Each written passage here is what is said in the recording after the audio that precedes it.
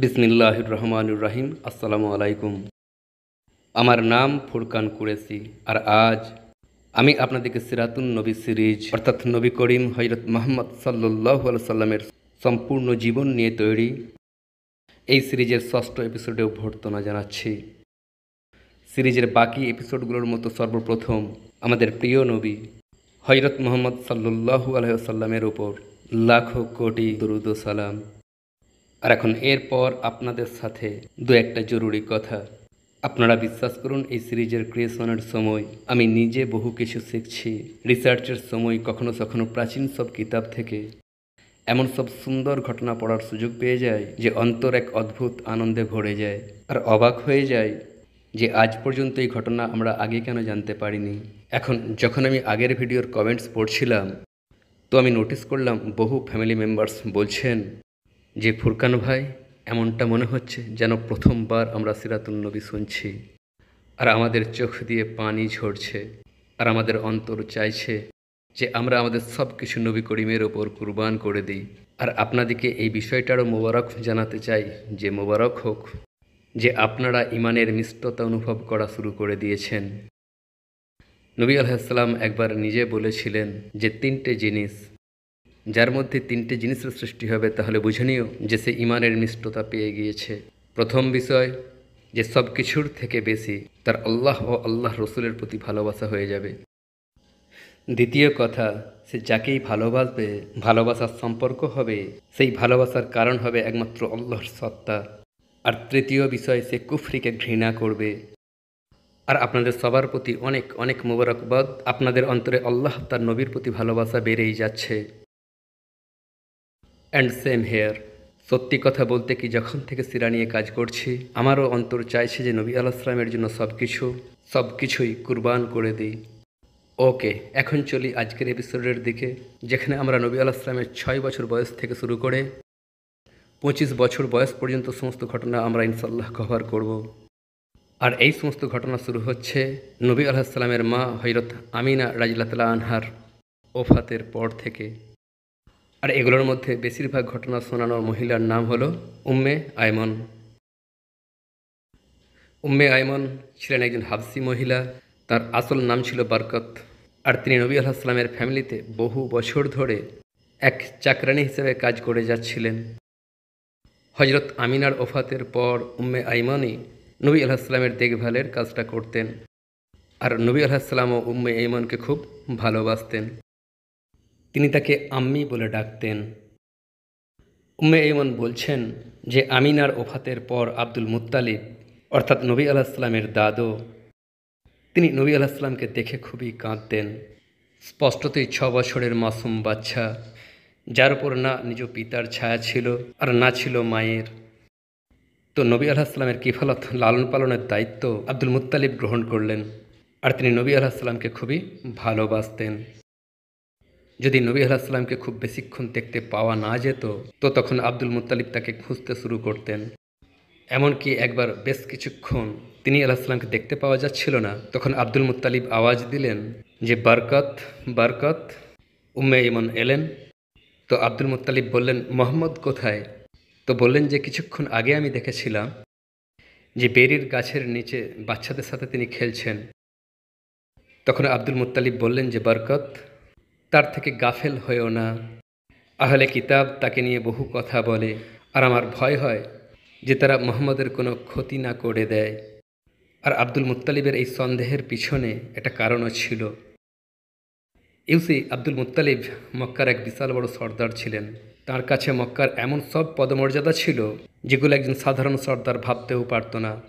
তার কাছে বসার জন্য একটা চেয়ার থাকতো, যার উপরে একটা কাপড় বেছানো থাকতো, আর হেলান দেওয়ার জন্য একটা বালিশও রাখা থাকতো। উর্দু ভাষায় এই জিনিসটাকে মসনদ বলা হয়। আর আব্দুল মুত্তালিব ছিলেন সেই একমাত্র সর্দার যার মসনদ কাবার ছায়ায় রাখা থাকতো। মক্কার সমস্ত লোক সেই মসনদের চারপাশে বসত, এমনকি আব্দুল মুত্তালিবের সব কটা ছেলেও। যদিও সেই মসনদের ওপর বসা স্রেফ আব্দুল মুত্তালিবের জন্য নির্দিষ্ট করা ছিল। একমাত্র ব্যতিক্রম নবী আলাইহিস সালাম। নবী আলাইহিস সালাম 6 অথবা 7 বছরের ছিলেন, তখন দাদুর মসনদে কাবার ছায়ায় বসে পড়তেন। তাঁর চাচারা প্রায়শই তিনি আলাইহিসসালামকে বলতো যে মোহাম্মদ নিচে নামো, ওখানে বসো না।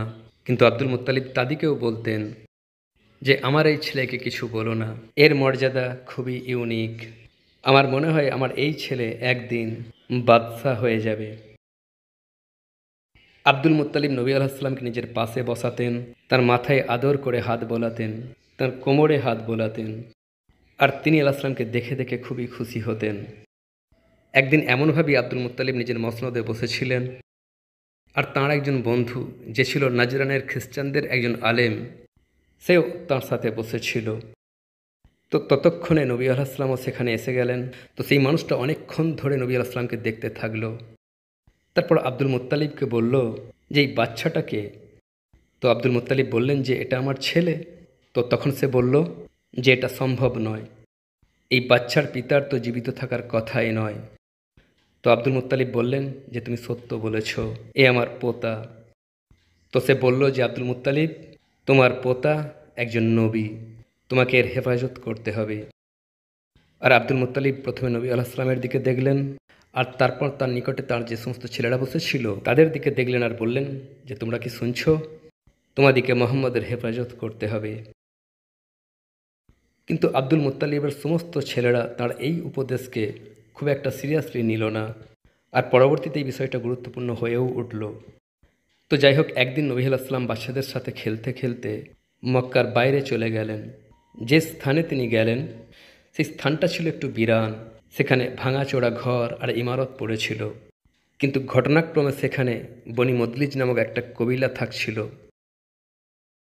তারা বেসিক্যালি মদিনার পাশাপাশি থাকা একটা কবিলা, যারা কাবার জিয়ারতের জন্য মক্কায় এসেছিল। আর তারা ছিল ফিজিওনমির ইলমে খুবই এক্সপার্ট। ফিজিওনমি অর্থাৎ কারো মুখমণ্ডল আর তার শরীরটা দেখে তার প্রকৃতির বিষয়ে জ্ঞান অর্জন করে নেওয়া এক অসম নলেজ। তো তাদের দৃষ্টি নবী আলাইহিসসালামের ওপর পড়ল। তারা তিনি আলাইহিসসালামকে নিজেদের কাছে ডাকলো, আর যেখানে তিনি দাঁড়িয়েছিলেন সেখানে পড়তে থাকা তাঁর পদচিহ্নগুলোকে খুব মন দিয়ে দেখল। কেন দেখল এখনই বলছি। তারপর নবী আলাইহিসসালাম মক্কায় ফিরে এলেন, কিন্তু সেই মানুষগুলো নবী আলাইহিসসালামের পিছনে পিছনে মক্কা পৌঁছে গেল, আর দেখল যে আব্দুল মুত্তালিব নবী আলাইহিসসালামকে নিজের কোলে তুলে দাঁড়িয়ে আছেন। তো বনি মদলিজের মানুষগুলো বলল যে এই বাচ্চা আপনার কে? তো আব্দুল মুত্তালিব বললেন যে এ তো আমার ছেলে। তো আহলে মদলিজ বলল যে আপনি এই বাচ্চার হেফাজত করবেন। আমরা দেখতে পাচ্ছি যে ওর পদচিহ্ন পুরোপুরি ঠিক সেরকম যেমনটা মকামে ইব্রাহিম আলাইহিসসালামের পদচিহ্ন আছে। এই দুজনের পদচিহ্নে কোনো ফারাক নেই। এই বাচ্চা ইব্রাহিমের পদচিহ্ন অনুসরণ করবে। আর এই ঘটনার পর আব্দুল মুত্তালিব নবী আলাইহিসসালামের হেফাজতের দায়িত্ব নিজেই নিলেন। তিনি আলাইহিসসালামের যে কোনো জিনিসের প্রয়োজন পড়ত, আব্দুল মুত্তালিব নিজে তাকে নিয়ে যেতেন। আর এইভাবেই যখন নবী আলাইহিসসালামের বয়স 7 বছর, তখন তাঁর চোখে অল্প একটু কষ্ট শুরু হলো। আব্দুল মুত্তালিব তার অনেক চিকিৎসা করালেন, কিন্তু তিনি কোনো সুস্থতা অনুভব করলেন না। তো তখন মক্কার অন্য কয়েকজন সর্দার মাশওয়ারা দিল যে আব্দুল মুত্তালিব, ও কাজের দিকে একটা উপাসনালয় আছে যেখানে একজন রাহেব থাকে, আর চক্ষুর চিকিৎসার জন্য সে খুবই বিখ্যাত। তো আব্দুল মুত্তালিব নবী আলাইহিসসালামকে নিয়ে সেখানে পৌঁছে গেলেন, আর সেখানে দেখলেন যে কোনো প্রাচীন গির্জার মতো একটা ইমারত। তো তারা দুজনে সেখানে প্রবেশ করতেই যাচ্ছিলেন, কিন্তু অল অফ এ সাডেন ভূমিকম্প শুরু হয়ে গেল, আর ইমারতটাই বড় বড় ফাটল দেখা দিল। আব্দুল মুত্তালিব দেখলেন যে তার ভিতরে যত মানুষ ছিল তারা সবাই দৌড়ে বাইরে চলে এলো, আর সেই রাহেবও তাদের মধ্যে একজন। আব্দুল মুত্তালিব সেই রাহেবের সাথে সাক্ষাৎ করলেন, ভালো মন্দের খোঁজ খবর নিলেন। আর যখন সে অল্প একটু কাম ডাউন হয়ে গেল আর নবী আলাইহিসসালামের ওপর তার দৃষ্টি পড়ল, তো তাকে দেখতেই থাকলো। আর তারপর বলল যে আব্দুল মুত্তালিব, এই বাচ্চার চিকিৎসা গির্জাতে নয় বরং বাইরের জমিনে হবে। আর তারপর সেখানেই সে নবী আলাইহিসসালামের চোখের জন্য চিকিৎসা অ্যাডভাইস করলো, আর যার ফলে তিনি আলাইহিসসালাম সুস্থতা পেয়ে গেলেন। আর আপনারা জানেন সে কোন চিকিৎসা করেছিল? সে আব্দুল মুত্তালিবকে মাশওয়ারা দিল যে এই বাচ্চার নিজের মুখের লালা ওর চোখে লাগিয়ে দাও, তুমি দেখবে যে ও ঠিক হয়ে যাবে। আর এরূপটাই হলো। আব্দুল মুত্তালিব নবী আলাইহিসসালামকে খুবই ভালোবাসতেন, কিন্তু স্রেফ 2 বছর। 2 বছর পর যখন নবী আলাইহিসসালাম স্রেফ 8 বছরের ছিলেন, তো আব্দুল মুত্তালিবের ওফাত হয়ে গেল। উম্মে আইমন বলছেন যে যখন লোকেরা আব্দুল মুত্তালিবের খাটিয়া নিয়ে যাচ্ছিল, তো নবী আলাইহিস সালাম কাঁদতে কাঁদতে খাটিয়ার পিছনে পিছনে হেঁটেই চলে যাচ্ছিলেন। আপনারা কি জানেন, এই সিরিজে যখনই নবী আলাইহিস সালামের চোখের পানির উল্লেখ আসছে, আমি জানি সম্ভবত আপনাদের সবারও চোখ আর্দ্র হয়ে উঠছে, কিন্তু আপনারা এই অবস্থার মধ্য দিয়ে সম্ভবত একবার যাচ্ছেন যখন আপনারা ভিডিও দেখতে থাকেন, কিন্তু আমি তো বারবার যাই। যখন নোটস তৈরি করি তখন, যখন রেকর্ডিং করতে থাকি তখন, যখন তার এডিটিং করতে থাকি তখন, যখন সাবটাইটেল লিখতে থাকি তখন বারবার তিনি আলাইহিস সালামের মাসুম জীবনের কষ্টকে উল্লেখ করে চোখে পানি চলে আসে, আর তখন অন্তর থেকে বের হয়ে আসে আমার সব কিছু আমার নবীর উপর কুরবান। তো যাই হোক, আব্দুল মুত্তালিবের স্ট্যাটাস আর তার মর্যাদার কারণে তাকে তার দাদু কুসাই ইবনে কিলাবের কাছে দাফন করে দেওয়া হলো। কিন্তু ওফাতের আগে নবী আলাইহিস সালামের কাস্টডির বিষয়টা নিয়ে আব্দুল মুত্তালিব ওসিয়ত করে গিয়েছিলেন। তিনি দেখে নিয়েছিলেন যে সমস্ত চাচা নবী আলাইহিস সালামের হেফাজতের বিষয়টা নিয়ে খুব একটা বেশি সিরিয়াস নয়। তাই তিনি হযরত আবু তালিবকে বিশেষভাবে ওসিয়ত করলেন যে আবু তালিব, মুহাম্মাদের দেখভাল তোমাকে করতে হবে। এরূপটা এজন্য কারণ আবু তালিব নবী আলাইহিস সালামের আপন চাচা ছিলেন, অর্থাৎ আবু তালিবের মা আর নবী আলাইহিস সালামের পিতা আবদুল্লাহর মা একজনই ছিলেন, আর সেখানে বাকি চাচাদের মা ভিন্ন ভিন্ন ছিলেন। তো যাই হোক, দাদুর ওফাতের পর নবী আলাইহিস সালামের লালন পালনের জিম্মেদারি চাচা আবু তালিবের উপর এসে গেল, আর সেও নবী আলাইহিস সালামকে খুবই বেশি ভালোবাসত। যখনই কখনো মক্কার বাইরে যেত তখনই নবী আলাইহিস সালামকে নিজের সাথে নিয়ে যেত। কিন্তু ধন সম্পদের দিক থেকে আবু তালিব খুব একটা আমির ছিল না।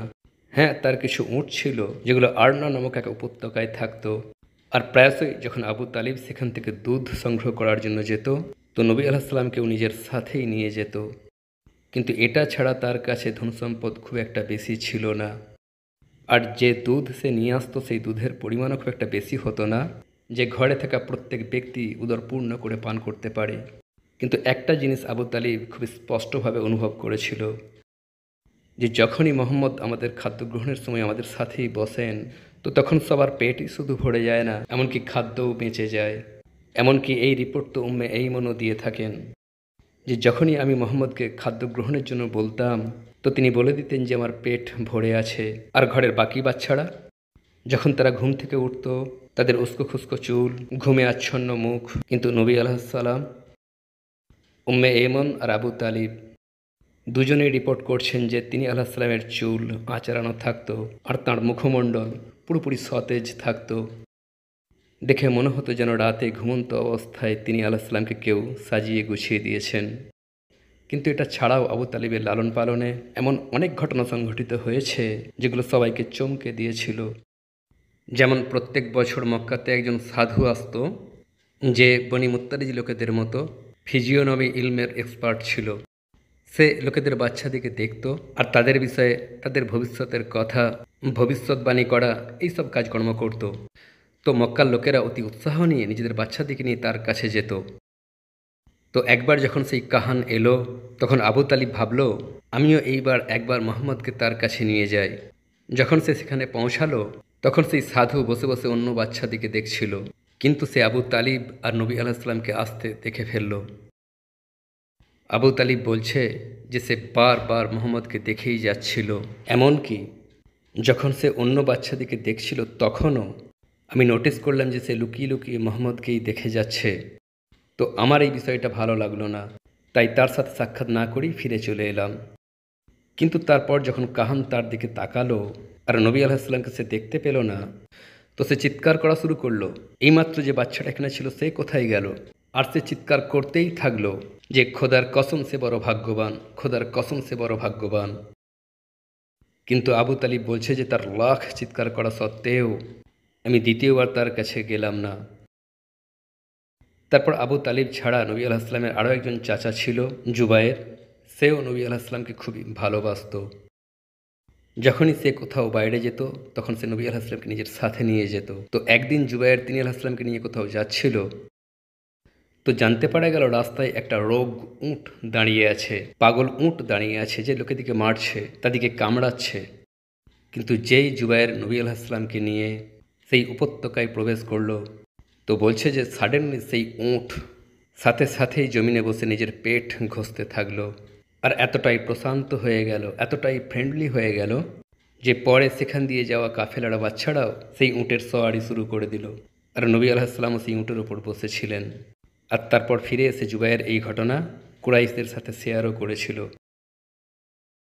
কিন্তু এই সমস্ত ঘটনার মধ্যে একটা বড় আর সম্ভবত সবচেয়ে ডিটেলড ঘটনা বুসরায় থাকা এক রাহিবের।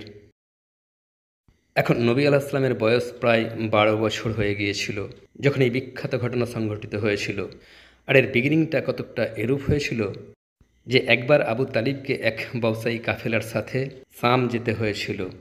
তো নবী আলাইহিসসালাম নিজের চাচার সাথে ততদিনে যথেষ্ট ফ্যামিলিয়ার হয়ে গিয়েছিলেন। তো তিনি অপেক্ষায় ছিলেন যে চাচা তাকে নিজের সাথে নিয়ে যাবেন নাকি না। আবু তালিব নিয়ে তো যেতে চাইছিলেন, কিন্তু তার বাকি ভাইয়েরা অর্থাৎ নবী আলাইহিসসালামের চাচা আর ফুপিরা মানা করল যে আবু তালিব এত দূরের সফর, অনেক কাঠিন্য, অনেক বিপদ থেকে থাকে, তাই মোহাম্মদকে নিজের সাথে নিয়ে যেও না। তো এক রেওয়ায়াতে আসছে যে আবু তালিব বের হতে যাচ্ছিলেন, নবী আলাইহিসসালাম আবু তালিবের কাছে এসে বললেন যে চাচা, না আমার মা আছেন, না আমার বাপ, তো আপনি আমাকে মক্কাতে কার কাছে ছেড়ে যাবেন। এ কথাই আবু তালিবের অন্তর ভারাক্রান্ত হয়ে গেল। আর তিনি দ্রুত উঠ থেকে নামলেন আর বললেন যে মোহাম্মদ, আমি আপনাকে নিজের থেকে বিচ্ছিন্ন করতে পারবো না, আমার সাথেই শাম চলুন। আর এইভাবে নবী আলাইহিসসালাম প্রথমবার শামের সফরে চাচা আবু তালিব আর কুরাইশদের অন্যান্য মানুষদের সাথে রওনা হয়ে পড়লেন। আর তারপর মরুভূমি ক্রস করার পর তাদের প্রথম বিশ্রাম স্থল হলো বুসরা। এক্স্যাক্টলি সেই বুসরা যেখানে তৈরি প্রাসাদগুলোকে আমিনা নিজের স্বপ্নে দেখেছিলেন। সেই এরিয়াতে একটা প্রাচীন উপাসনালয় ছিল যেখানে এক রাহিব বাস করতেন। সেই রাহিবকে কেউ কখনো না কারোর সাথে কথা বলতে দেখেছিল আর না কখনো কাউকে ইনভাইট করতে দেখেছিল। কিন্তু যেদিন এই মানুষগুলো বুসরা পৌঁছালো সেই সময় রাহিব নিজের উপাসনালয়ে দাঁড়িয়ে বাইরের দিকেই তাকিয়েছিলেন। আর তিনি দেখলেন যে মক্কা থেকে আসা রাস্তা দিয়ে ছোট্ট একটা কাফেলা চলে আসছে।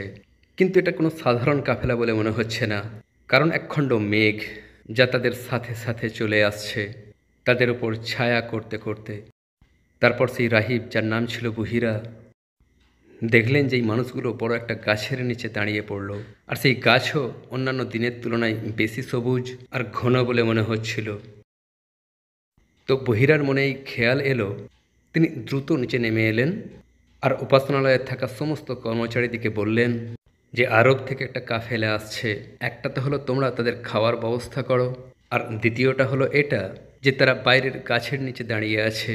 তো তোমরা সেখানে গিয়ে আমার বার্তা পৌঁছে দাও যে আজ আপনাদের খাওয়ার মেজবানি বহিরা করতে চান। আর আমি চাই আপনারা সবাই আজ আমার দাওয়াতে সামিল হবেন। ছোট থেকে শুরু করে বড় পর্যন্ত, আজাদ থেকে শুরু করে দাস পর্যন্ত সবাই আমার দাওয়াতে আসবেন, কারণ এতে নিজেকে সম্মানিত বলে মনে করব। যখন মক্কার কাফেলার কাছে বহিরার বার্তা পৌঁছালো, তো তারা খুবই অবাক হলো আর বলল যে আমরা তো এখান দিয়ে এক লম্বা সময় ধরে যাচ্ছি, কিন্তু কেউ কখনো আমাদেরকে ডাকেনি, তাই আজ এমন কি ঘটল। বহিরা তাদেরকে উত্তর প্রেরণ করলেন যে আপনারা এতটা দূর থেকে আসছেন, আমি মনে করি কমপক্ষে আজ আমি আপনাদের মেহমান নওয়াজি করি। আর এইভাবে কাফেলার মেম্বাররা সেই দাওয়াতে যাওয়ার জন্য প্রস্তুত হয়ে গেল। কিন্তু একদিকে তো তারা অজানা দেশে ছিল, আর দ্বিতীয়টা এই সাডেন ইনভাইটেশনের জন্য প্রস্তুত ছিল না। তাই এটা ফয়সাল্লা করা হলো যে কাফেলাতে মজুদ থাকা বড় আর বুজুর্গ ব্যক্তিগণ ভিতরে যাবে, আর সেখানে কাফেলার সমস্ত মালপত্র এখানে গাছের নিচে রেখে মোহাম্মদকে সেগুলোর পাশে বসিয়ে দেওয়া হোক, যাতে করে আমাদের ফিরে আসা পর্যন্ত ও সেগুলোর হেফাজতের দেখভাল করুক। এভাবে সমস্ত মানুষ বহিরার কাছে চলে গেল, আর সেখানে 12 বছরের মাসুম নবী মালপত্রের কাছে বসে তাদের ফিরে আসার অপেক্ষা করতে থাকলেন। সত্যি কথা বলতে কি এই দৃশ্যটাকে ইমাজিন করতে গিয়ে অন্তরে একটা দুঃখ লাগে। তো যাই হোক, ভিতরে যখন দাওয়াত শুরু হলো, বহিরা প্রত্যেক ব্যক্তিকে অবজার্ভ করছিলেন, আর যে নিদর্শনগুলোকে তিনি খুঁজছিলেন সেই সব নিদর্শন তাদের কারোর মধ্যেই দেখা যাচ্ছিল না। তো তিনি একটু তিতিবিরক্ত হয়ে প্রশ্ন করলেন, আপনাদের সবাই কি এখানে পৌঁছে গিয়েছেন? তো কেউ বলল যে না, একজন বাচ্চা আছে যে আমাদের সবচেয়ে ছোট, কম বয়সের। তো তো আমরা তাকে বাইরে মালপত্রের কাছে বসিয়ে এসেছি। তো তখন বহিরার শব্দগুলো হলো, কতটা খারাপ কথা, আপনারা সবাই চলে এলেন আর স্রেফ একটা বাচ্চাকে পিছনে রেখে এলেন। তো হারিস নামক এক ব্যক্তি উঠল আর বলল যে আসলেই খুবই লজ্জার কথা যে আমরা আব্দুল মুত্তালিবের পোতাকে বাইরে ছেড়ে দিয়েছি, অথচ সে আমাদের সবার তুলনায় খুবই শরীফ বাচ্চা। কথা বলে হারিস উঠল, বাইরে গেল, নবী আলাইহিসসালামকে নিজের সাথে নিয়ে এলো। আর এখানে একটা রয়াত আরও পাওয়া যায় যে যখন হারিস নবী আলাইহিসসালামকে নিয়ে আসার জন্য যাচ্ছিল, তো বহিরা দ্রুত নিজের ছাদে চলে গেলেন যাতে করে নবী আলাইহিসসালামের আগমন দেখতে পান। আর তিনি দেখলেন যে যখন হারিস নবী আলাইহিসসালামকে গাছের নিচে থেকে ওঠালেন, তো সেই গাছ সাথে সাথে সামনের দিকে ঝুঁকে পড়ল, এমনভাবে যেন নিজেও সে নবী আলাইহিসসালামের সাথে চলতে শুরু করবে। এমনকি যে বহিরা তার কিছু শেকড়কেও বাইরে বের হতে দেখেছিলেন। তো যাই হোক, হারিস নবী আলাইহিসসালামকে নিয়ে এলো আর খাদ্যের টেবিলে তাকে আবু তালিবের সাথে বসিয়ে দিল। কিন্তু এরই মাঝে বহিরা তিনি আলাইহিসসালামকে দেখেই যাচ্ছিলেন, তার মুখমণ্ডল দেখছিলেন। আর সাডেনলি বলে উঠলেন যে মোহাম্মদ, আমি আপনাকে লাত আর উজ্জার ওয়াস্তা দিয়ে বলছি যে যা কিছু আমি আপনাকে জিজ্ঞাসা করব, আমাকে আপনি তার উত্তর অতি অবশ্যই দেবেন। তো নবী আলাইহিসসালাম বললেন যে আমাকে লাত আর উজ্জার সাথে প্রশ্ন করবেন না, আল্লাহর কসম তাদের প্রতি আমার বিরক্তি অনুভূত হয়। তো বহিরা বললেন যে ঠিক আছে, তাহলে আমি আপনাকে আল্লাহর কসম দিয়ে বলছি যে আপনাকে আমার সমস্ত প্রশ্নের উত্তর দিতে হবে। এরপর বহিরা নবী আলাইহিসসালামকে অনেকগুলো প্রশ্ন করলেন। তিনি আলাইহিসসালামের রূপ ও সৌন্দর্যের বিষয়ে, তার নিদ্রা আর স্বপ্নের বিষয়ে, ঘুমিয়ে আপনার অবস্থা কীরূপ থাকে, দুই চক্ষুর লালুকতার বিষয়ে, এই লালুক ভাব কি সবসময় আপনার চোখে থাকে নাকি আসে আর যায়। আর তিনি আলাইহিসসালাম তার প্রত্যেক প্রশ্নের উত্তর দিতে থাকলেন। এমনকি তিনি এক সর্বশেষ আবেদন করলেন আর নবী আলাইহিসসালামের অনুমতিতে তাঁর দুই কাঁধের মাঝে মোহরে নবুয়তকেও দেখে নিলেন। এইসব প্রশ্নোত্তর আর বহিরার ইন্টারেস্টকে দেখে আবু তালিব অল্প ভয় পেতে শুরু করলেন যে এই রাহেব মোহাম্মদের মধ্যে এতটা আগ্রহ কেন দেখাচ্ছে। তো আবু তালিবের এই পেরেশানিকে অনুভব করে বহিরা তাকে প্রশ্ন করলেন যে এই বাচ্চা আপনার কে হয়। আবু তালিব বললেন যে ও আমার ছেলে। বহিরা বললেন এটা হতে পারে না, আমার ইলম অনুযায়ী এই বাচ্চার পিতার তো মৃত্যু হয়ে যাওয়ার কথা। তো আবু তালিব চুপ করে গেলেন আর বললেন যে হ্যাঁ, ও আমার ভাইয়ের ছেলে। আর বহিরা আবারও প্রশ্ন করলেন যে আপনার ভাইয়ের কি হয়েছিল। তো বললেন যে কয়েক বছর আগে তার ওফাত হয়ে গিয়েছিল। তারপর বহিরা বললেন যে আবু তালিব, যদি আপনি মোহাম্মদকে ভালোবাসেন তাহলে ওনাকে ফিরিয়ে নিয়ে যান। যদি ইহুদিরা ওনাকে দেখে ফেলে তাহলে তারা ওনাকে চিনে ফেলবে, ওনার ক্ষতি করার চেষ্টা করবে। এই সব কিছু আমি আপনার ভালোর জন্যই বলছি। বহিরার এই সমস্ত কথায় আবু তালিবের ওপর খুবই প্রভাব পড়ল। তিনি নিজের শামের সফর খুবই সংক্ষেপ করে দিলেন। এমনকি কিছু বর্ণনা থেকে এটা মনে হয় যে সেখান থেকেই আবু তালিব কিছু গুলামের সাথে নবী আলাইহিসসালামকে মক্কায় প্রেরণ করে দিয়েছিলেন। এই ঘটনাটাকে কাফেলায় মজুদ থাকা বাকি লোকেরাও ঘটতে দেখেছিল। আর স্পষ্টতই তারা খুবই অবাক আর কিউরিয়াস হয়েছিল যে রাহিবের কাছে তো মোহাম্মদের খুবই ইজ্জত আছে, আর তাদের নিজেদের মধ্যেই এই আলোচনার কারণে এই ইনফরমেশন বাস্তবেই ইসলামের কিছু ইহুদির কাছ পর্যন্ত পৌঁছে গেল। তো কয়েকদিন পর সেই ইহুদি দ্রুত বহিরার কাছে এলো আর তার কাছ থেকে সম্পূর্ণ ইনফরমেশন নেওয়ার চেষ্টা করলো। তখন বহিরা তাদেরকে দৃঢ় স্বরে বললেন যে আতাজিদুনা সিফতাহ, তোমরা কি তার মধ্যে সমস্ত সিফাত দেখে নিয়েছ? তো তারা বলল যে হ্যাঁ। বহিরা আবারও কঠিন স্বরে উত্তর দিলেন যে ফামালাকুম ইলাইহিস সাবিল, অর্থাৎ যদি তাই হয় তাহলে তোমরা তার কাছ পর্যন্ত পৌঁছাতেও পারবে না। এই ঘটনার পর এক লম্বা সময় পর্যন্ত নবী আলাইহিসসালাম মক্কাতেই ছিলেন আর তাঁর লালন পালন খালেস পবিত্র তরিকায় হয়েছিল, খুবই বাহায়া তরিকায়। নবী আলাইহিসসালাম খুবই লাজুক ছিলেন। যেমন মক্কাতে একটা ঘটনা ঘটল যে কাবাতে বারবার মূর্তি রাখা আর তোলার কারণে তার দেওয়াল যথেষ্ট খারাপ হয়ে গিয়েছিল। এমনকি কিছু স্থান তো এতটাই নরম আর দুর্বল হয়ে গিয়েছিল যে যদি ছাগল টাচ করত সেখান থেকে পাথর পড়ে যেত। আর এরূপ স্থানকে কুরাইশরা প্রায়শই কাপড় ঝুলিয়ে ঝুলিয়ে কভার করে রেখেছিল। তো আবু তুফাইল রাদিয়াল্লাহু আনহু বলছেন যে তখন কুরাইশরা জানতে পারল যে রোমান এম্পায়ারের একটা জাহাজ আছে যেটা সমুদ্রের কোনো পাথরে ধাক্কা লেগেছে, আর তার রেকেজ অর্থাৎ ধ্বংসাবশেষ সমুদ্রে চারদিকে ছড়িয়ে আছে। তো কুরাইশদের কিছু যুবক অ্যাডভেঞ্চার হিসেবে সেটাকে দেখতে গেল, আর ফিরে আসার সময় নিজেদের সাথে সেই জাহাজের বড় বড় তক্তা আর কাঠও নিয়ে চলে এলো। তো মক্কাতে এক রোমান বড়াই বাস করত, যে সেই তক্তাগুলোকে দেখে মাশওয়ারা দিল যে এ তো খুবই ভালো কাঠ, যদি আপনারা চান তো এগুলো দিয়ে কাবার দেওয়াল খাড়া করতে পারেন। তো কুরাইশরা ভাবলো যে হ্যাঁ আসলেই, আর এইভাবে কাবার এক প্রকারের তামিরের কাজ শুরু হলো। তো জাবের ইবনে আবদুল্লাহ রাদিয়াল্লাহু আনহু বলছেন যে আমি আর মক্কার সমস্ত ছোট বড় ছেলে এই কনস্ট্রাকশনে কুরাইশদের সাথ দিচ্ছিলাম। তো আমাদের সাথে মোহাম্মদও ছিলেন, আর আমরা দেখছিলাম যখন তিনি আলাইহিস সালাম পাথর ওঠাচ্ছিলেন তো সেগুলোকে তিনি এতটাই সাবধানে তুলছিলেন যেন শরীরের কোথাও পোশাক না উঠে যায়। হযরত ইবনে আব্বাস রাদিয়াল্লাহু তাআলা আনহু যদিও বয়সে নবী আলাইহিস সালামের থেকে খুব বেশি বড় ছিলেন না, কিন্তু তিনি এতটাও অতি অবশ্যই জানতেন যে নবী আলাইহিস সালাম কোনো সাধারণ মানুষ নন। এমনকি একবার তিনি নবী আলাইহিস সালামকে বলেও ছিলেন যে ইয়া রাসূলুল্লাহ সাল্লাল্লাহু আলাইহি ওয়াসাল্লাম, আপনি কি জানেন আপনার কোন নিদর্শন দেখে আমার অন্তরে আপনার নবুয়তের ইয়াকিন এসে গিয়েছিল? আমি দেখেছিলাম আপনি আপনার গেহবারে শুয়ে আছেন, আর আমি আপনার পাশে দাঁড়িয়েছিলাম, আর আমি দেখলাম আপনি চাঁদের দিকে তাকিয়ে আছেন। আর ইয়া মোহাম্মদ, আমি নিজের চোখে দেখলাম যে যেখানে যেখানে আপনার আঙুল যাচ্ছে সেখানে সেখানে চাঁদ ঝুঁকে হেলে পড়তেই থাকছে। তখন নবী আলাইহিস সালাম আব্বাস রাদিয়াল্লাহু আনহুকে বললেন যে ও আমার সাথে কথা বলতো, ও আমাকে কাঁদতে দিত না, আমি তার আওয়াজ শুনতে পেতাম। ইমাম আবু উসমান আস-সাবুনি, যিনি 11 শতাব্দীতে শাইখুল ইসলাম পদে অধিষ্ঠিত ছিলেন, বলছেন যে ইবনে আব্বাস আর চাঁদের ঘটনাটা শুনতে যদিও আশ্চর্যজনক, কিন্তু এর সমস্ত আসনাদ সঠিক। আমাদের প্রিয় নবীর প্রিয় মর্যাদার উপর লাখো কোটি দুরুদ ও সালাম। এরপর থেকে যে সমস্ত ঘটনা আমি আপনাদেরকে শোনাতে যাচ্ছি, এগুলো নবী আলাইহিস সালামের প্রায় 15 বছর বয়স থেকে শুরু করে 20 বছর বয়স পর্যন্ত ঘটনা, অর্থাৎ যখন নবী আলাইহিস সালাম নিজের যৌবনে প্রবেশ করে গিয়েছিলেন। নবী আলাইহিস সালাম তো কখনো কোনো প্রপার পেশায় যুক্ত তো ছিলেন না, তবে হ্যাঁ নিজের ব্যবসাও করেছেন আর ছাগলও চড়িয়েছেন। আর ছাগল চড়ানো সর্বপ্রথম পেশা ছিল যেটা তিনি আলাইহিস সালাম করেছিলেন, না স্রেফ নিজের, বরং নিজের ফ্যামিলির ছাগলও আর মক্কার প্রায়শই অন্যান্য পরিবারের ছাগলও তিনি চড়াতেন।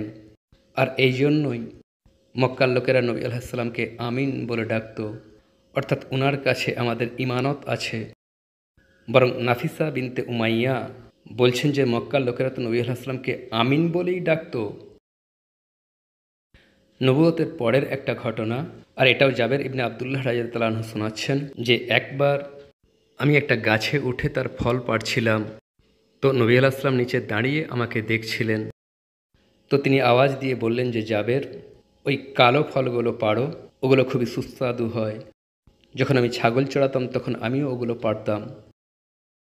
তো জাবের বলছেন যে আমি প্রশ্ন করলাম, ইয়া রাসূলুল্লাহ সাল্লাল্লাহু আলাইহি ওয়াসাল্লাম, আপনিও কি ছাগল চড়িয়েছেন? তো তিনি বললেন যে হ্যাঁ, প্রত্যেক নবী ছাগল চড়িয়েছেন। বাই দ্য ওয়ে, এক অ্যাডিশনাল ইনফরমেশন, তখন জাবের রাদিয়াল্লাহু তাআলা আনহু আরাক গাছে উঠে সেই গাছের ফল পাড়ছিলেন। সেটাকে ইংরেজিতে টুথব্রাশ ট্রি আর উর্দুতে পেলু গাছও বলা হয়। তো নবী আলাইহিস সালাম ছাগল নিয়েও চড়াতে যেতেন, আর সেই সময় ঘটা কিছু ঘটনা আমরা স্বয়ং নবী আলাইহিস সালাম থেকে জানতে পেরে যাই। যেমন হযরত আলী ইবনে আবু তালিব রাদিয়াল্লাহু তাআলা আনহু বলছেন যে একবার নবী আলাইহিস সালাম আমাকে বলেছেন যে আলী, যৌবনেও আমার সেই সমস্ত কাজ করার ইচ্ছা করেনি যেগুলো সেই সময়কার কুরাইশের যুবকরা করত। সেই যৌবনে মহান আল্লাহ সবসময় আমাকে নিজের হেফাজতে রেখেছেন। তারপর নবী আলাইহিস সালাম একটা ঘটনা শোনাচ্ছেন যে একবার আমি ছাগলের হেফাজত করছিলাম, সন্ধ্যার সময় হয়ে গিয়েছিল আর আমি ফিরে আসছিলাম। তো একটা ঘর থেকে গান আর দফ বাজানোর আওয়াজ শুনতে পেলাম। তো সেখানে দাঁড়িয়ে থাকা এক ব্যক্তিকে প্রশ্ন করলাম যে এখানে কি হচ্ছে? সে বলল যে অমকের অমকের সাথে বিবাহ হচ্ছে। তো তখন আমি দাঁড়িয়ে দেখছিলাম যে হঠাৎ করেই আমার ওপর এতটা গভীর নিদ্রা ছেয়ে গেল যে যখন আমার চোখ খুলল তো পরের দিন সকালের রৌদ্র বের হয়ে গিয়েছিল। তারপর 15 বছর বয়সে আরও একটা বড় ইভেন্ট, যে কুরাইশদের মধ্যে একটা বড় লড়াই হয়ে গেল। এই লড়াই 4 অথবা 6 দিন পর্যন্ত চলতে থাকলো। আর ইতিহাসে এটাকে হরবুল ফুজ্জার বলা হয়। এই লড়াই বেসিক্যালি কুরাইশদের দুই কবিলার মধ্যে হয়েছিল, আর এতে নবী আলাইহিসসালামের সমস্ত চাচা যোগ দিয়েছিল। আর তিনি আলাইহিসসালাম বলছেন যে আমি তাড়াতাড়ি জমিন থেকে তীর তুলে তুলে আমার চাচাদিকে ধরিয়ে দিচ্ছিলাম। আর তৃতীয় মেজর ইভেন্ট মক্কাতে হয়ে যাওয়া হুলফুল ফুজুল।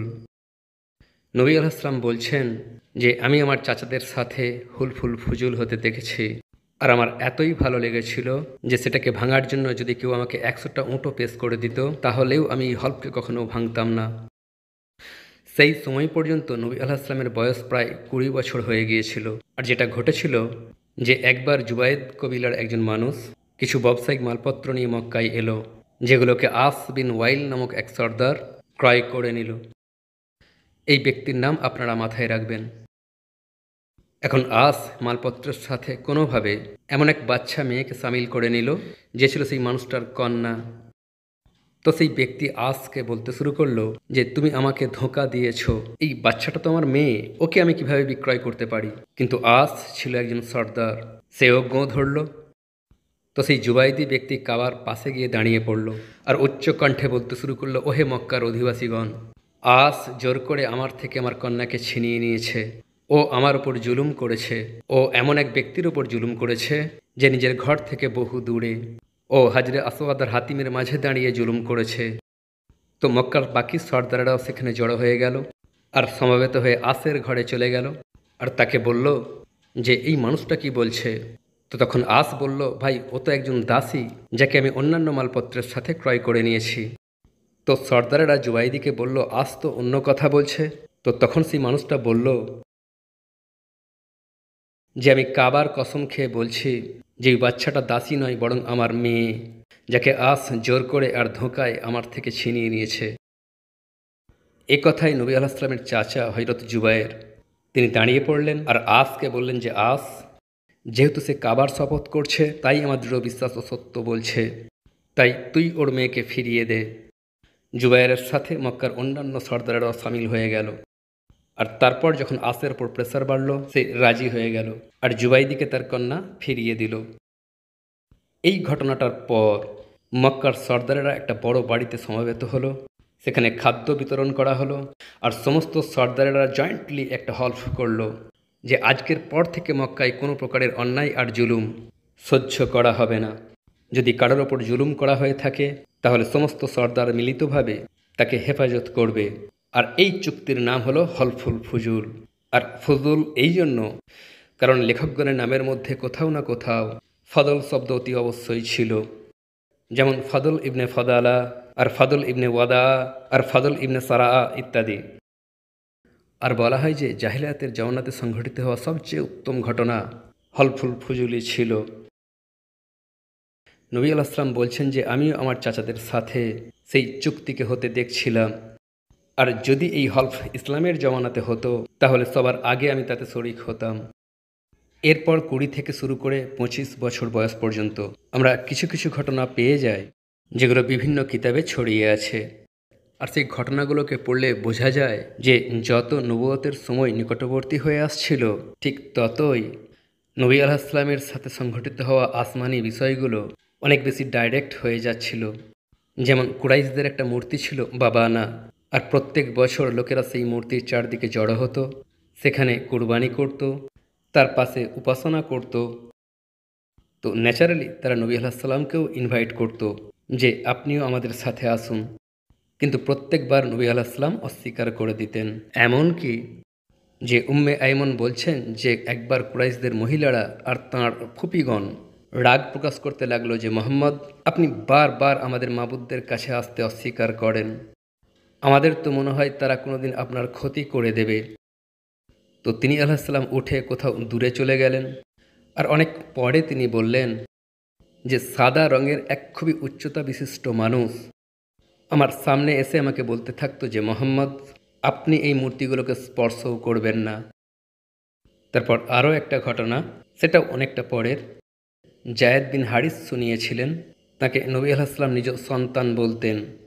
আসলে জায়েদ শৈশবেই কিডন্যাপড হয়ে গিয়েছিলেন আর বহু হাতে বিক্রয় হতে হতে শেষ পর্যন্ত নবী আলাইহিসসালাম পর্যন্ত পৌঁছেছিলেন। ততদিনে জায়েদের পিতাও খবর পেয়ে গিয়েছিল যে জায়েদ মক্কাতে আছে আর মোহাম্মদ নামক এক সাহেবের কাছে আছে।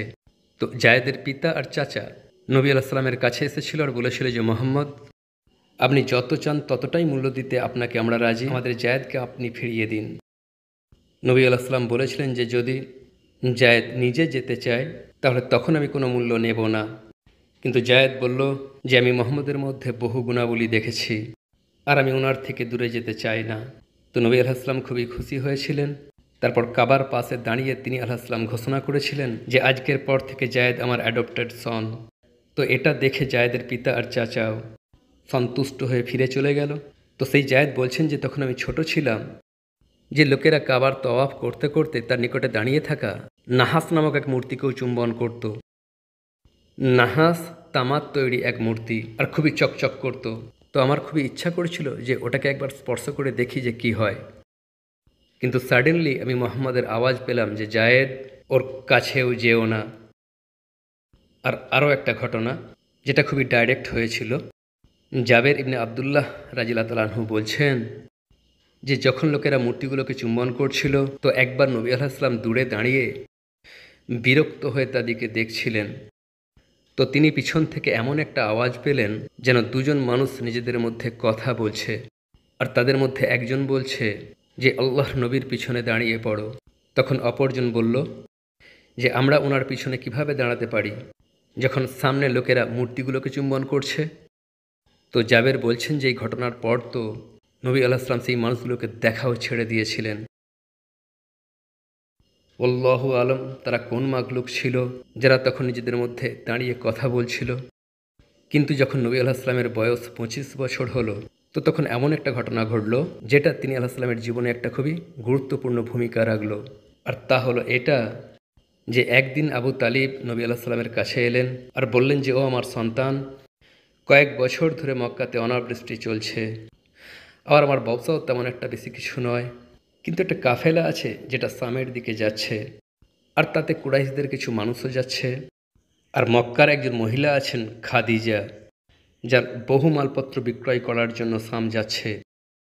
খাদিজাও আপনার সত্যতা আর আমানতদারির খবর রাখেন। তো যদি আপনি তাকে বলেন তাহলে তিনি অবশ্যই আপনার হাতে মালপত্র প্রেরণ করবেন আর এইভাবে আপনিও তার মূল্য পেয়ে যাবেন। যদিও এটা সত্য যে আমি চাই না যে আপনি শাম যান, কারণ আমি ভয় করি যে ওখানকার ইহুদিরা এখন পর্যন্ত আপনাকে হয়তো স্মরণ করে রেখেছে, কিন্তু এটা ছাড়া অন্য কোনো উপায়ও নেই। তো নবী আলাইহিস সালাম উত্তর দিলেন যে যদি খাদিজা আমার ইমানদারির খবর রেখে থাকেন তো হতে পারে তিনি নিজেই আমার কাছে কাউকে প্রেরণ করে দিলেন। তখন আবু তালিব বললেন যে যদি আপনি না যান তো হতে পারে তিনি নিজের মালপত্র অন্য কারোর দায়িত্বে প্রেরণ করে দিলেন। কথা বলে আবু তালিব উঠে পড়লেন, কিন্তু হলো সেটাই যেটার সম্ভাবনা নবী আলাইহিস সালাম প্রকাশ করেছিলেন। কয়েকদিনের মধ্যেই নবী আলাইহিস সালাম খাদিজা রাদিয়াল্লাহু তাআলা আনহার তরফ থেকে একটা বার্তা পেলেন যে আমি আপনার সত্যতা আর ইমানদারির যথেষ্ট প্রশংসা শুনেছি, তো আপনি কি আমার মালপত্র শাম নিয়ে যাবেন? আপনি তার বদলে যথেষ্ট উত্তম মূল্য পাবেন। আর নবী আলাইহিস সালাম তার এই প্রস্তাব কবুল করে নিলেন। একটা কথা আপনাদেরকে এখন বলে দিই যে খাদিজা রাদিয়াল্লাহু তাআলা আনহার ব্যবসায়িক মালপত্র সমগ্র কুরাইশদের যৌথ মালপত্রের থেকে বেশি হতো।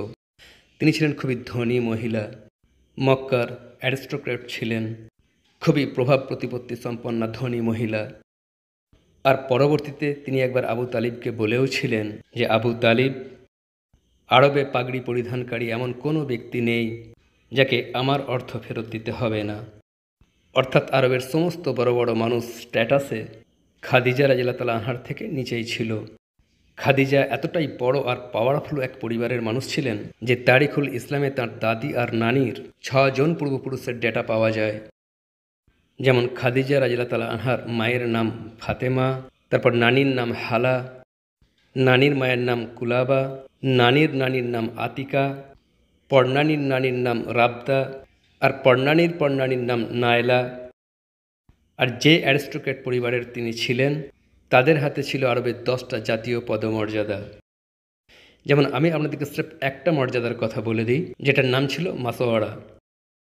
অর্থাৎ যখনই মক্কায় কোনো বড় ফাইসাল্লা হওয়ার কথা তো কুরাইশদের সমস্ত সর্দার মিলে খাদিজা রাদিয়াল্লাহু তাআলা আনহার পরিবারের কাছে মাসওয়ারার জন্য যেত।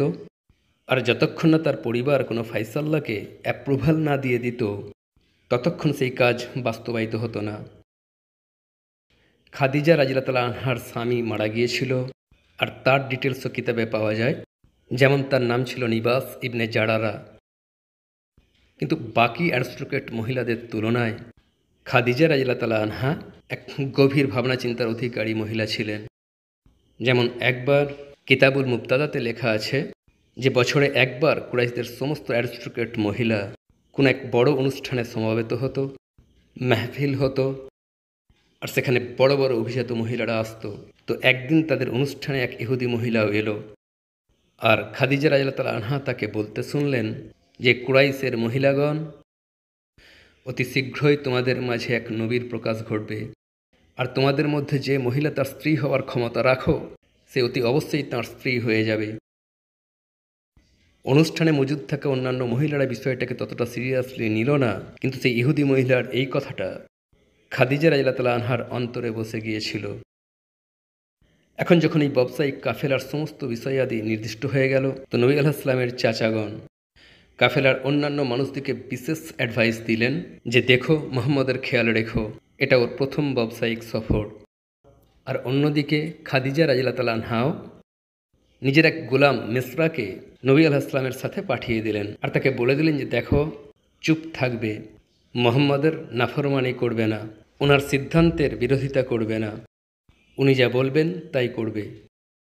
আর বাইদাও এই মিসরা নিজেও একজন যথেষ্ট বয়স্ক ব্যক্তি ছিল, বুড়ো মানুষ। সে প্রায় 40 বছর ধরে খাদিজা রাদিয়াল্লাহু তাআলা আনহার পরিবারের সাথে কাজ করছিল। আর এইভাবে এই কাফেলা মক্কা থেকে শাম যাওয়ার রাস্তা ধরে বের হয়ে পড়ল। যখন তারা বুসরা পৌঁছালো, অর্থাৎ এক্স্যাক্টলি সেই বুসরা যেখানে বহিরা বসবাস করতেন, তো আরও একবার এই কাফেলা এক গাছের নিচে দাঁড়ালো। এখন এই গাছটা কি সেই গাছই ছিল যা বহিরার ঘটনাতে ছিল? সেরূপটাই মনে হয়, কারণ সেই গাছের সামনেও একটা ইবাদতগাহ ছিল, যেখানে বহিরার পরিবর্তে এখন অন্য এক রাহিব থাকে, আর যে সেই রাস্তা দিয়ে অতিবাহিত হওয়া প্রায় সমস্ত কাফেলার সাথে পরিচিত ছিল। এমনকি সেই রাহিব মিসরাকেও জানত।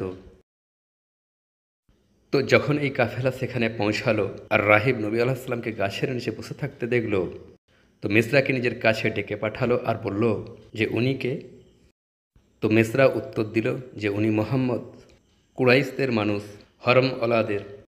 তো রাহিব একটু অবাক হলো আর বলল যে এই গাছের নিচে তো নবীরা ছাড়া কেউ কখনো বসেনি। একটা কথা বলো, তুমি কি ওনার চোখে কোনো লাল আভা দেখতে পাও? তো মিসরা বলল যে হ্যাঁ, যখন থেকে ওনাকে দেখছি ওনার চোখে এক বিশেষ প্রকারের লাল আভাস আছে, যেটা কখনোই শেষ হয় না।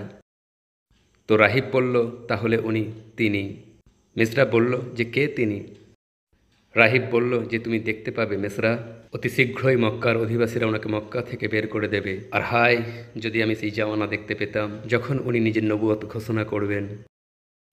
আর মিসরা বলছে যে আমি অবাক হয়ে নিঃশব্দে তার কথা শুনতে থাকলাম, আর চিরদিনের মতো সে সমস্ত কথা নিজের অন্তরে মেহফুজ করে দিলাম। বুসরার পরবর্তী সফর আরও একবার শুরু হলো, আর মিসরা নোটিস করল যে মক্কা থেকেই যখন থেকে আমরা বের হয়েছি, একটা মেঘ যেটা আমাদের ওপর ছায়া করে থাকছে। কিন্তু যেহেতু খাদিজা রাদিয়াল্লাহু তাআলা আনহা তাকে নিষেধ করেছিলেন যে তুমি বেশি প্রশ্নোত্তর করবে না, তাই সে চুপ করে থাকলো আর শাম পৌঁছে নবী আলাইহিস সালামকে ব্যবসা করতে দেখতে থাকলো। তো সেখানে একজন ব্যক্তি নবী আলাইহিস সালামের সাথে বিতর্ক শুরু করলো, আর এই বিতর্ক সে জেনে বুঝে করছিল। কারণ বিতর্কের মাঝে হঠাৎ করে সে বলে উঠল যে খান লাত উজ্জার কসম। তো নবী আলাইহিস সালাম বললেন যে আমি কখনোই তাদের কসম খাইনি। তো সেই ব্যক্তি সাডেনলি চুপ করে গেল, আর তারপর মুচকি হেসে বলল যে আপনি তিনি যার কথা বলা হয়েছিল। সেই ব্যক্তি কে ছিল আল্লাহু আলম, কিন্তু নিশ্চিত রূপেই সেও নবী আলাইহিস সালামের নবুয়তকে চিনে নিয়েছিল। তারপর মিসরা আরও একটা ঘটনা বলছে যে রাস্তায় আমাদের দুটো উট খুবই বেশি ক্লান্ত হয়ে গিয়েছিল, তারা হাঁটতে পর্যন্ত পারছিল না। তো আমি কাফেলা থেকে খুবই পিছিয়ে পড়লাম, আর খুবই কষ্ট করে ছুটতে ছুটতে মুহাম্মদের কাছে এলাম, আর তাকে আমার উটের কথা বললাম। তো মুহাম্মদ সেই উট দুটোর কাছে গেলেন, তাদের গায়ে হাত বোলালেন, তাদেরকে আদর করলেন, আর দেখলাম যে সেই উট দুটো এমনভাবে দৌড়াতে শুরু করলো যে বাকি উটগুলোর থেকেও আগিয়ে গেল। আর আমি শুনতে পাচ্ছিলাম যে তাদের মুখ দিয়ে এমন শব্দ বের হয়েছে যেন তারা আনন্দে আত্মহারা হয়ে গিয়েছে। তো যাই হোক, এটা ছিল খুবই সফল বিজনেস ট্রিপ। আর ফিরে আসার সময় মেসরা নবী আলাইহিসসালামকে বলল যে, মোহাম্মদ, আমি গত 40 বছর ধরে খাদিজার ফ্যামিলির কাজ করে যাচ্ছি, কিন্তু আমি কখনোই এত লাভ হতে দেখিনি যতটা আমি এখন দেখছি। এই প্রফিট ছাড়াও এই সফরে আমি আরও অনেক জিনিস দেখেছি, আর আমি অন্তরের অন্তঃস্থল থেকে নিজেকে আপনার গোলাম মানতে শুরু করেছি। আর আমার আপনার কাছে আবেদন যে অতি দ্রুত মক্কায় ফিরে চলুন। আমার দৃঢ় বিশ্বাস যে খাদিজা এই সফরের ফলাফল দেখে খুবই আনন্দিত হবেন। যখন এই কাফেলা মক্কায় পৌঁছে গেল আর নবী আলাইহিসসালাম মিসরার সাথে খাদিজা রাদিয়াল্লাহু তাআলা আনহার বাড়ির দিকে যাচ্ছিলেন, তো তখন খাদিজা নিজের ঘরের ব্যালকনিতে বসেছিলেন, আর তার সাথে মক্কার অন্যান্য আরও কিছু মহিলাও বসেছিল। তো তারা সবাই দেখল যে একটা মেঘ যেটা খাদিজার ঘরের দিকে ভেসে আসছে, আর তার ছায়ায় নবী আলাইহিসসালাম আর মিসরা হেঁটে আসছে। তিনি ঘরে এসে খাদিজা রাদিয়াল্লাহু তাআলা আনহার সাথে সাক্ষাৎ করলেন, যা কিছু কথা হওয়ার সেসব হলো। আর যখন নবী আলাইহিসসালাম ফিরে চলে গেলেন, তখন খাদিজা রাদিয়াল্লাহু তাআলা আনহা মিসরাকে বললেন, যেই মেঘটা আপনাদের ওপর কীভাবে এলো? তো মিসরা মেঘ সহ সেই সমস্ত ঘটনা যেগুলো সেই সফরে সংঘটিত হতে দেখেছিল অক্ষরে অক্ষরে খাদিজা রাদিয়াল্লাহু তাআলা আনহাকে শুনিয়ে দিল। আর খাদিজা এই সফল সফরের ফল হিসাবে নবী আলাইহিসসালামকে 4টে উট উপহার পাঠিয়ে দিলেন। সিরার কিছু কিতাব থেকে জানতে পারা যায় যে এই সফরটা ছাড়াও খাদিজা রাদিয়াল্লাহু তাআলা আনহার ব্যবসায়িক মাল নিয়ে নবী আলাইহিসসালাম আরও সফর করেছিলেন, কিন্তু সেই সফরগুলোর বিষয়ে আমাদের কাছে খুব বেশি ডিটেলস মজুদ নেই। কিন্তু যা কিছু মিসরা রিপোর্ট করেছিল আর যা কিছু খাদিজা রাদিয়াল্লাহু তাআলা আনহা নিজের চোখে সংঘটিত হতে দেখলেন, তো তার একিন হতে শুরু করলো যে হয়তো মুহাম্মদই হলেন সেই নবী যার বিষয়ে সেই ইহুদি মহিলা বলেছিল। এরপর দুটো ঘটনা ঘটল, যে দুটো ঘটনা নিজ নিজ স্থানে ভিন্ন ভিন্ন সময়ে সংঘটিত হয়ে থাকতে পারে। প্রথম ঘটনা হযরত আম্মার ইবনে ইয়াসির রাদিয়াল্লাহু তাআলা আনহু থেকে জানতে পারা যায়। তিনি বলছেন যে আমি রাসূলুল্লাহর সমবয়স্কও ছিলাম আর তার বন্ধুও, আর প্রায়শই তিনি আলাইহিসসালামের সাথেই থাকতাম। তো একদিন আমি আর মোহাম্মদ বাইরের দিকে বের হলাম, আর আমরা হাজুরার বাজার দিয়ে যাচ্ছিলাম, আর সেখানে আমরা এক মহিলাকে দেখলাম যিনি ছিলেন খাদিজা রাদিয়াল্লাহু তাআলা আনহার বোন। তিনি আমাকে আওয়াজ দিয়ে ডাকলেন, আমি তার কাছে চলে গেলাম, আর মোহাম্মদ আমার জন্য দাঁড়িয়ে পড়লেন। তিনি আমার সাথে এলেন না, বরং নিজ স্থানে দাঁড়িয়ে আমার অপেক্ষা করতে থাকলেন। তো সেই মহিলা আমাকে বললেন যে, আম্মার, তোমার এই বন্ধু কি খাদিজাকে বিবাহ করতে চাইবেন? তো আমি বললাম যে আমি জেনে আসছি। আর তারপর এই কথাবার্তার পর সেই মহিলা বললেন যে আপনি আবু তালিবকে বলবেন যে তিনি যেন আমাদের বাড়িতে আসেন।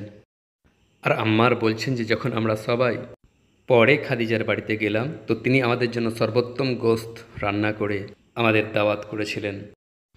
আর দ্বিতীয় ঘটনাটা হলো এটা যে একবার যখন নবী আলাইহিসসালাম এক ব্যবসায়িক সফর থেকে ফিরে এলেন, তো খাদিজা রাদিয়াল্লাহু তাআলা আনহা নিজে মুহাম্মদকে বললেন যে, মুহাম্মদ, আপনি আপনার চাচা আবু তালিবকে বলুন যেন তিনি সকালে আমাদের বাড়িতে আসেন। আর যখন আবু তালিব খাদিজা রাদিয়াল্লাহু তাআলা আনহার বাড়িতে এলেন, তো দেখলেন যে তিনি সর্বোত্তম গোশত রান্না করে এক দাওয়াত হিসেবে রেখে দিয়েছেন, আর তিনি নিজেও এক খুবই সুন্দর হিল্লা পরিধান করে আছেন। আর তখন তিনি আবু তালিবকে বললেন যে আপনি কি আমার চাচার কাছে গিয়ে মুহাম্মদের সাথে আমার বিবাহের কথা বলতে চাইবেন? তো আবু তালিব বললেন, আপনি কি আমার সাথে মজা করছেন? তো তিনি বললেন যে না, বরং এটা আমার রবের ইচ্ছা, আর এই বিবাহে যতটা খরচ হবে সেই সবটা আমি নিজে মেটাবো। আর তারপর পরে যখন আবু তালিব খাদিজা রাদিয়াল্লাহু তাআলা আনহার চাচা আমর ইবনে আসাদের কাছে গেলেন, তো তিনি বললেন যে আবু তালিব, আপনার ছেলের মধ্যে এমন সব বিশেষত্ব রয়েছে যে তাকে মক্কার কোনো ব্যক্তি ইনকার করতে পারবে না। আর এইভাবে নবী করিম হযরত মুহাম্মদ সাল্লাল্লাহু আলাইহি ওয়াসাল্লামের হযরত খাদিজা রাদিয়াল্লাহু তাআলা আনহার সাথে বিবাহ হয়ে গেল। কিতাবুল মুবতাদাতে লেখা আছে যে সামের সেই প্রথম সফর আর বিবাহের মাঝে প্রায় 3 মাস অতিবাহিত হয়েছিল। আর নবী আলাইহিসসালামের বয়স তখন 25 বছর, আর সেখানে খাদিজার বয়স ছিল প্রায় 40 বছর রাদিয়াল্লাহু তাআলা আনহা। এরপর পরবর্তী কয়েক বছরে নবী আলাইহিসসালামের বাড়িতে 6 বাচ্চার জন্ম হলো। সর্বপ্রথম এক পুত্র কাসিম, আর বেসিক্যালি তারই নিসবতে নবী আলাইহিসসালামের কুনিয়ত আবুল কাসিম হয়েছিল। কিন্তু কাসিম ছিলেন মাত্র 2 বছরের, তাঁর ওফাত হয়ে গেল। মহান আল্লাহ তাকে জান্নাতে স্থান দিন। তারপর 3 কন্যা, প্রথমে জয়নব রাদিয়াল্লাহু তাআলা আনহা, তারপর রুকাইয়া রাদিয়াল্লাহু তাআলা আনহা, তারপর উম্মে কুলসুম রাদিয়াল্লাহু তাআলা আনহা, আর তারপর হযরত ফাতিমা রাদিয়াল্লাহু তাআলা আনহা, আর সর্বশেষে আরও এক সন্তান আব্দুল্লাহ। নবী আলাইহিস সালামের 4 কন্যাই জওয়ান হলেন, কিন্তু 3 কন্যা নবী আলাইহিস সালামের হায়াতের মধ্যেই মারা গেলেন। আর সেখানে সর্বশেষে স্রেফ এক কন্যা হযরত ফাতিমা রাদিয়াল্লাহু তাআলা আনহা তার সাথে রয়ে গিয়েছিলেন। আর সেখানে সর্বশেষ পুত্র আব্দুল্লাহ শৈশবেই মারা গিয়েছিলেন। আপনারা জানেন পরবর্তীতে এই বিষয়টাকে নিয়েই আস বিন ওয়াইল, সেই আস যে জুবাইদের কন্যাকে জোর করে নিজের কাছে রেখে দিয়েছিল, সে নবী আলাইহিস সালামের বিষয়ে বলেছিল যে কাদ আন কাতা ওয়ালাদাহু ফাহুয়া আবদার, অর্থাৎ ওর তো পুত্রই শেষ হয়ে গেল, বাস ও হলো আবদার, অর্থাৎ আর কেউ ওনার নাম নেবে না। তো এরপর সেই আয়াত নাজিল হয়েছিল যে ইন্না সানিয়াকা হু আল আবদার, অর্থাৎ সেই হলো আবদার, আপনার দুশ্মন আবদার, সে হলো বেনাম।